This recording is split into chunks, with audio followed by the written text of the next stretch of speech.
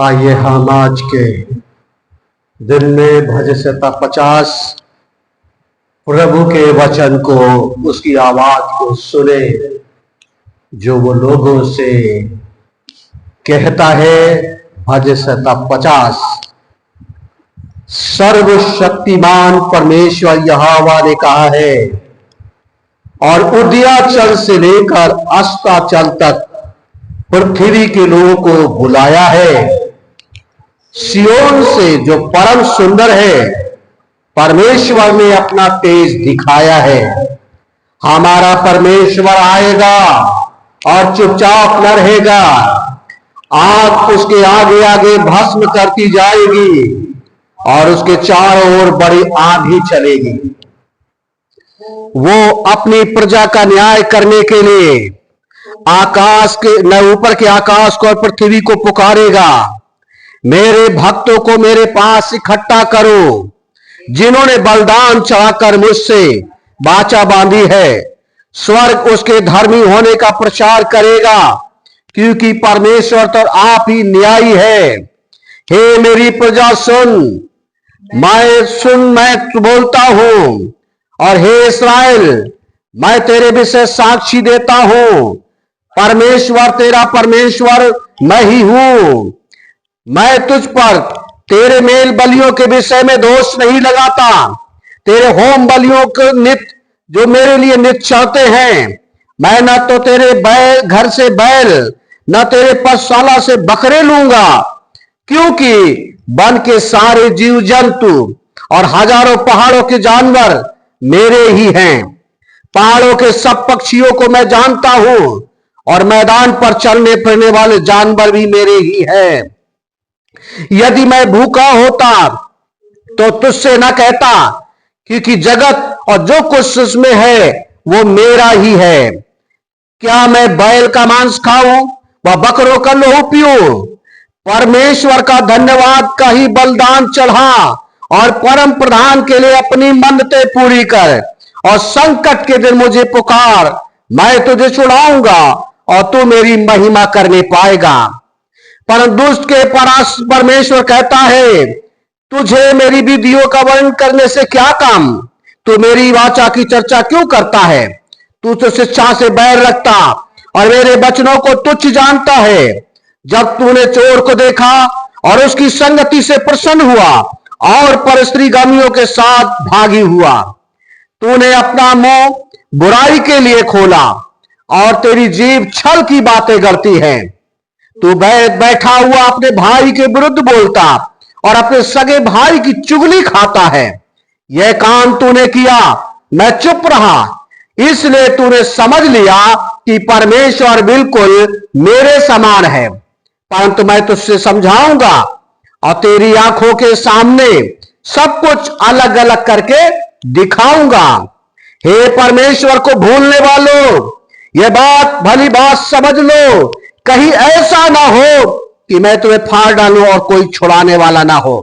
धन्यवाद का बलिदान चढ़ाने वाला मेरी महिमा करता है, और जो अपना चरित्र उत्तम रखता है उसको मैं परमेश्वर का किया हुआ उद्धार दिखाऊंगा।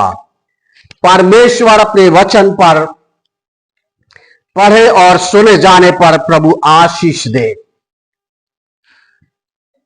प्रभु ने आज के कई हजार साल पहले,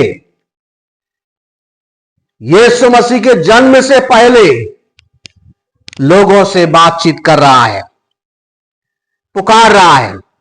और भजन संहिता 39 4 और 5 और 6 पद में एक व्यक्ति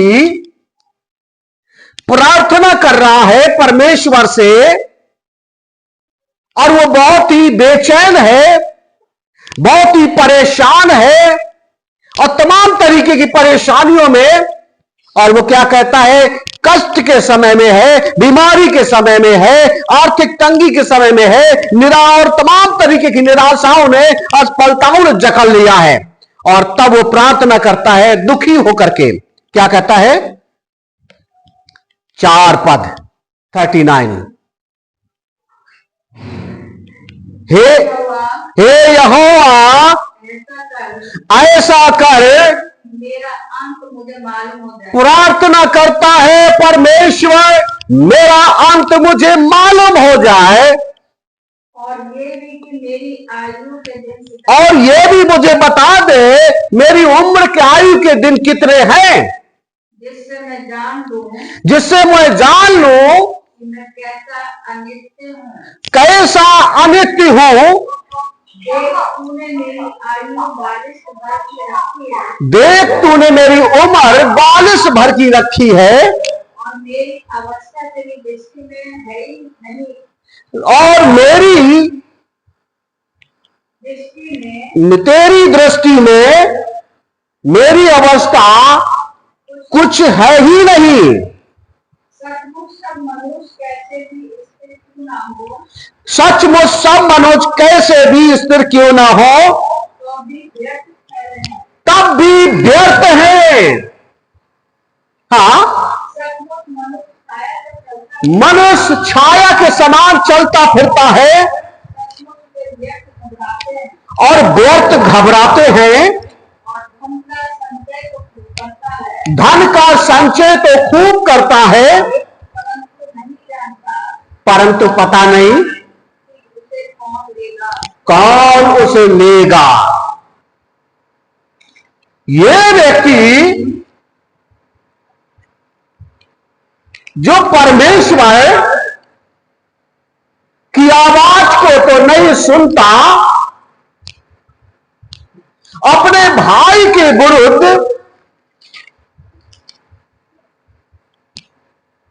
बुराई करता और दुष्टता की बातें करता, किसके विरुद्ध? अपने भाई के विरुद्ध। और परमेश्वर को सोचता है कि मैं ऐसा कर दूं, थोड़ा कुछ बलिदान कर दूं और परमेश्वर खुश हो जाएगा। लेकिन बाइबल कहती है इस संसार में जिसमें वो रहता है, हम रहते हैं, आप रहते हैं, सब रहते हैं, सब कुछ परमेश्वर का है।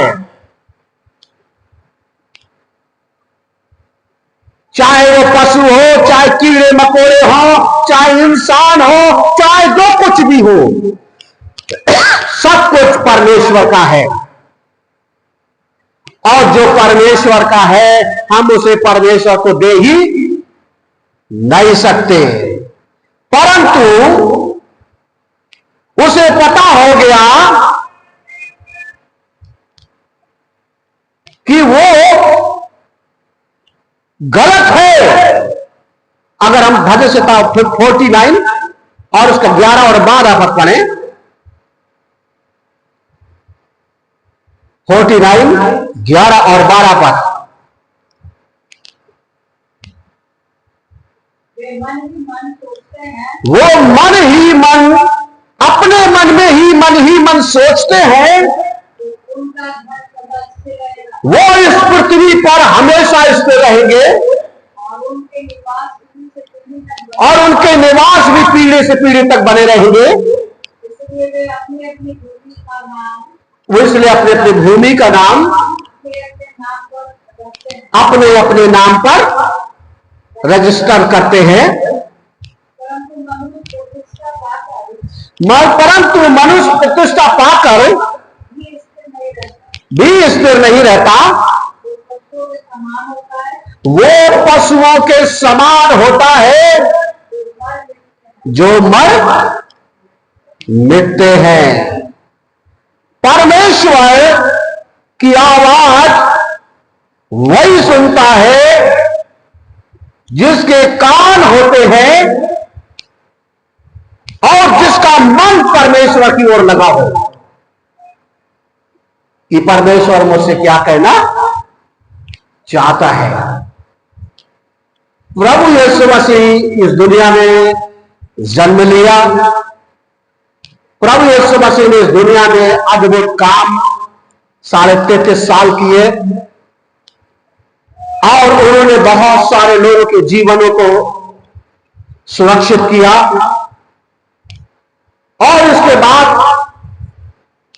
उनको पकड़ा गया, मरवा डाला और इसके बाद वो जी उठे और चले गए, आसमान पर उठा लिए गए और ये घोषणा हो गई यीशु फिर आएगा। और इसी इंतजार में प्रभु यीशु मसीह ने कहा तुम ठहरे रहना और तुम सामर्थ पाओगे और तुम पृथ्वी के छोर तक मेरे गवाह बन जाओगे और तुम लोगों को बातचीत करोगे, बताओगे और लोग सुनेंगे। और जब ये सुनेंगे तो तुम्हें एक बात याद रखना, तुम्हारे सामने हो सकता है परेशानियां आए, लेकिन प्रेरितों के काम 5वां अध्याय नए नियम में प्रेरितों के काम और उसका 5वां अध्याय और बाइबल कहती है 38 और 39 पद में,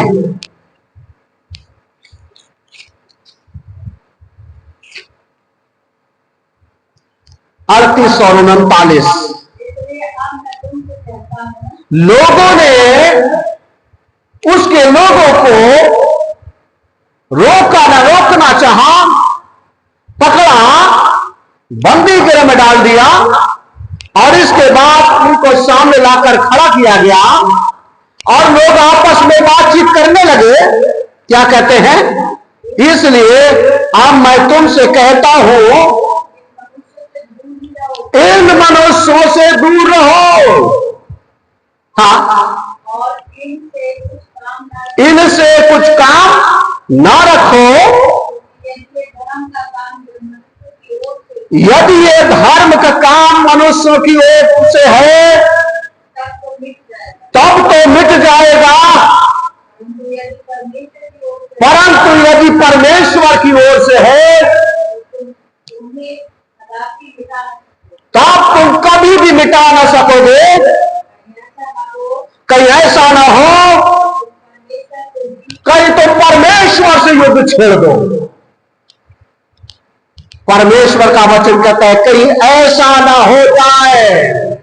और जब परमेश्वर से कोई व्यक्ति, वो व्यक्ति जिसकी उम्र 42 वर्ष की है, जो हवा में छाया के समान चलता फिरता है और जो सोचता है, कहीं ऐसा ना हो कि तुम परमेश्वर से लड़ने वाले ठहरो।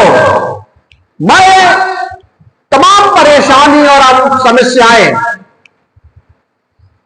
कहते हैं परमेश्वर की ओर से होगा तो नहीं मिटेगा, अगर इंसानों की ओर से होगा तो हमें चिंता करने की जरूरत नहीं कि मिट जाए। मसीहत दुनिया भर में आज पाई जाती है और जहां जहां मसीही है, एक मसीह था और दुनिया भर में आज 75% मसीही है। क्यों है? क्योंकि वो परमेश्वर की ओर से है, जिसे तमाम राजाओं ने, तमाम सरकारों ने, तमाम अधिकारियों ने, तमाम लोगों ने मिटाने का प्रयास किया, रोकने का प्रयास किया, परंतु वो कभी मिटा नहीं। परमेश्वर का धन्यवाद करता हूं कि जब 1990 में परमेश्वर ने मुझे एक स्वप्न के द्वारा से परमेश्वर ने कॉलिंग किया कि मैं सुसमाचार लोगों को बताऊं और परमेश्वर की आवाज को सुना। और आज लगभग 36 साल परमेश्वर का धन्यवाद करता हुआ, क्योंकि किसी संस्था ने नहीं बुलाया, किसी व्यक्ति ने नहीं बुलाया, किसी अधिकारी ने नहीं बुलाया, किसी नेता ने नहीं बुलाया, परमेश्वर ने कहा तुम ऐसा काम करो। और आज 36 सालों से परमेश्वर के सुसमाचार का प्रचार और प्रसार कर रहा हूं, क्योंकि परमेश्वर का तमाम परिस्थितियां आई, बीमारियां आई, निराशाएं आई, घटिया आई और बहुत सी दुखदाई निर्णय सामने आए, लेकिन परमेश्वर का वायदा था। अभी हम भजन संहिता 50-15 में पढ़ रहे थे, संकट के दिन मुझे पुकारो, मैं तुम्हें क्या करूंगा। परिस्थिति बहुत भयानक होती थी, समझ में कुछ नहीं आता था। ऐसे समय में परमेश्वर का वायदा याद करके परमेश्वर की ओर देखा। जो शक्ति से नहीं हो सकता था, पैसा से नहीं हो सकता था, तमाम और चीजों से नहीं हो सकता था, परमेश्वर ने प्रार्थना के द्वारा से हल कर दिया। क्योंकि इसलिए परमेश्वर का वचन यूहन्ना 3:16 में कहता है, जो कोई उस पर क्या करे, जो कोई उस पर विश्वास करे, उसने किसी धर्म और जाति और संप्रदाय, विश्वास और भाषा में प्रतिबंधित नहीं किया। उसने कहा जो कोई भी उस पर विश्वास करे वो नाश ना हो। परमेश्वर प्रभु यीशु मसीह नाश और विनाश से उस व्यक्ति को जो 42 वर्ष का है उम्र का, और उसको प्रार्थना कर रहा, परमेश्वर मुझे मालूम हो जाए। लेकिन भजन संहिता में 90 में कहता है, प्रभु मालूम हो जाए, मेरा अंत मालूम हो जाए, ताकि मैं क्या करूं, बुद्धिमान हो जाऊंगा, अपने दिन गिनने की समझ दे। परमेश्वर का वचन तमाम लोगों के जीवन में प्रभु यीशु मसीह ने कार्य किया। और एक दिन मत्ती रचित सुसमाचार 9 अध्याय और 12 और 13 पद में वहां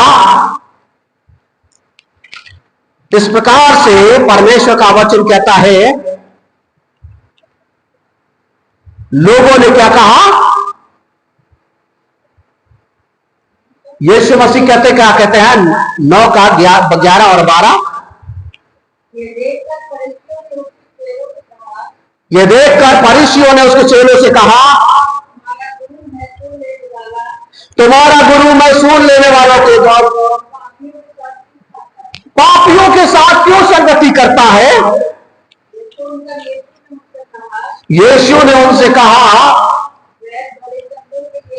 प्रभु यीशु मसीह भले चंगों के लिए नहीं है, बीमारों के लिए है, परेशानों वालों के लिए है, निराश लोगों के लिए है,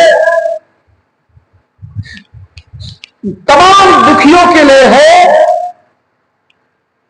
हाँ, 13 पद,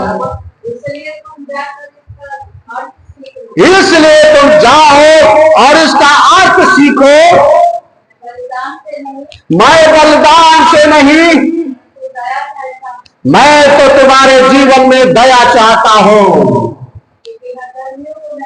मैं धर्मियों को नहीं, पापियों को प्रभु यीशु मसीह बुलाता है। और पापी जब अपना पाप, अपनी बुराई, अपनी कमी को पहचानता है और तब वो प्रभु के पास आता है।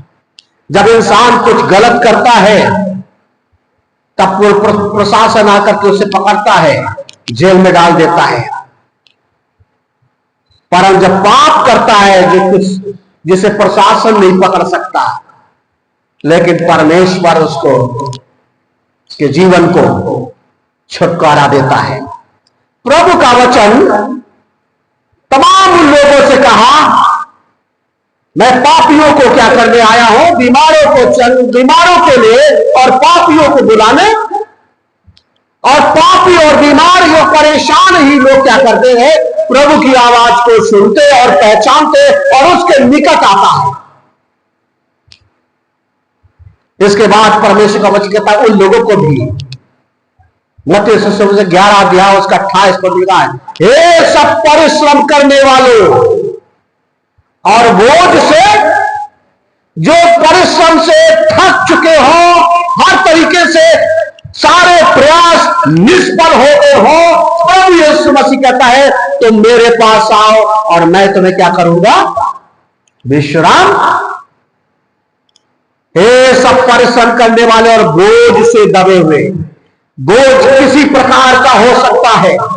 बोझ तो बोझ है, चाहे वो पाप का बोझ हो, चाहे बीमारी का बोझ हो, चाहे समस्याओं का बोझ हो, चाहे कुछ ही प्रकार का बोझ हो।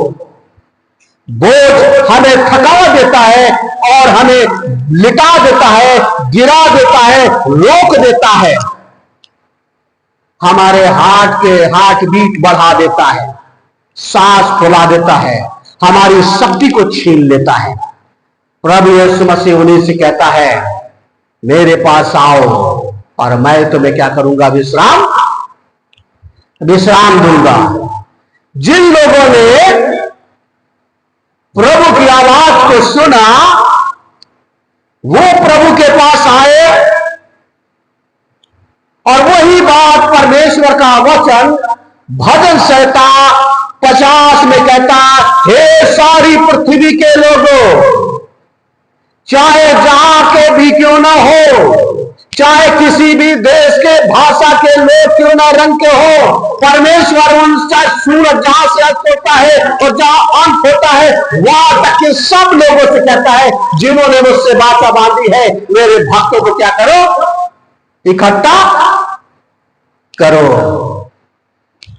इकट्ठा होने के लिए वही होते हैं, कोई धनी इकट्ठा नहीं होता, कोई अधिकारी इकट्ठा नहीं होता, परंतु वो लोग इकट्ठे होते हैं जो पीड़ा में होते हैं, परेशानी में होते हैं। और मेरे पास क्या करो? प्रभु का वचन कहता है इकट्ठा करो जिन्होंने मुझसे क्या किया है? वाचा। परमेश्वर को हम कुछ दे नहीं सकते क्योंकि सब कुछ परमेश्वर का है। ये पशु भी परमेश्वर के हैं, जो कुछ भी है, लेकिन एक बात ये जरूर है कि हमारे पास हमारे भाई के लिए क्या है, हमें ये देखना बहुत ही। हम भाई के प्रति आज में समाचार में पढ़ रहा था, एक भाई ने दूसरे भाई को क्या कर लिया? अंत कर दिया। बातों बातों में आज परमेश्वर का वचन हम सबों से बात करता है।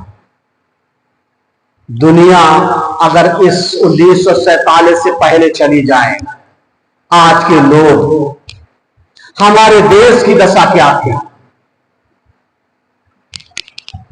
बाल विवाह था, सती प्रथा था, बहुत सी ऐसी कुरीतियां थी। लेकिन जब देश आजाद हुआ, इस देश के लिए, हर एक व्यक्ति के लिए, हर संप्रदाय, भाषा और के लिए एक सिद्धांत, संविधान दे दिया गया कि लोग उसके दायरे में रह करके और अपने जीवन यापन करें, खुश रहे, आनंदित रहे, भले चंगे रहे। परंतु आज भी परमेश्वर का वचन बताता है, परमेश्वर के भूलने वालों के ऐसा ना हो। हमें इस बात के साथ साथ हम देश के उन तमाम चीजों को भूलना हमारे लिए कहीं परेशानी का सबब ना बन जाए। बाइबल कहती है केवल परमेश्वर चाहता लोग अपने हृदय से उसका धन्यवाद करें, केवल ओठों से उसका धन्यवाद करें, क्योंकि धन्यवाद का करने वाला उसकी महिमा करता है। और परमेश्वर यही चाहता है, उसके हर एक उपकार का बदला हम धन्यवाद से, क्योंकि हमारी आयु कितने दिन की है? 41 वर्ष की है। हम ऐसे हैं जैसे हवा में छाया के समान चलते फिरते हैं, लेकिन एक दिन छाया भी इंसान का साथ छोड़ देती है। जब तक इंसान चलता फिरता है तब तक उसके साथ छाया जुड़ी है, लेकिन जैसा ही इंसान इस दुनिया से गया, उसके बाद उसकी साया भी उसके हाथ से उसके पास से चला जाता है। वो केवल इसलिए परमेश्वर का वचन हमें सिखाता है कि हमें परमेश्वर की बात को सुने। लोगों ने जब परमेश्वर की बात को समझा, उन लोगों ने कहा है इन मनुष्यों से दूर रहो, क्योंकि ये परमेश्वर की अगर ओर से है तो कभी नहीं मिटेगा, यदि मनुष्य की ओर से है तो समाप्त हो जाएगा। परमेश्वर का दास की मैं कहानी को याद करता हूं, जीवन को सच्ची घटना। जब परमेश्वर का दास एक देश से हमारे पड़ोसी बर्मा में आया और वहां जाकर के वो अपनी पत्नी और अपने एक छोटे से बच्चे के साथ और कुछ ही दिन वहां पर रहा, और एक दिन उसकी पत्नी और उसके बेटे की डेथ हो गया। किसी ने नहीं सहयोग किया और यह था सब कुछ समाप्त हो जाएगा, परंतु परमेश्वर का दास सब कामों को अपने ही सामर्थ्य से, अपने तरीके से, अपने सारे परमेश्वर की इच्छा को जानकर उसने सारी रीतियों को निभाया और बड़े धीरज के साथ वहां के लोगों के साथ बड़ा प्रेम के साथ जीवन व्यतीत किया और प्रभु के सुसमाचार को बताया। लोगों ने उसके सामान को छीन लिया, परंतु एक दिन आया जब लोगों को समझ में आ गया और वहां लोगों ने सुसमाचार को स्वीकार कर लिया। आज परमेश्वर का वचन हमें इस बात के लिए हमें चिंता करने की जरूरत नहीं, परमेश्वर अपने लोगों को अपने आप ही क्या कर लेगा, इकट्ठा कर लेगा। इसलिए हमारा काम है परमेश्वर के बातों को जिस तरीके से परमेश्वर ने कहा हमें बताना। परमेश्वर तुम्हारे लिए है, परमेश्वर तुम्हारे लिए है, परमेश्वर तुम्हारे लिए है। परमेश्वर सच्चा है हर एक उस व्यक्ति के लिए। जब कोई दुबा कुचला आता है, मुझे मालूम है मैं जब एक बार ट्रेन यात्रा कर रहा था और उस ट्रेन में वहां से जब ट्रेन चली और रात का समय था और हम कई लोग थे और एक बुजुर्ग उसने ऊपर की सीट को पकड़ लिया और सीट के ऊपर पोटली अपनी रख ली और पोटली के ऊपर बैठ गया और उसके सर में पगड़ी बंधी हुई थी और बैठ करके पोटली के ऊपर, और जब ट्रेन चली और वो हिलता जा रहा था और हम सब ने देखा और हम लोगों ने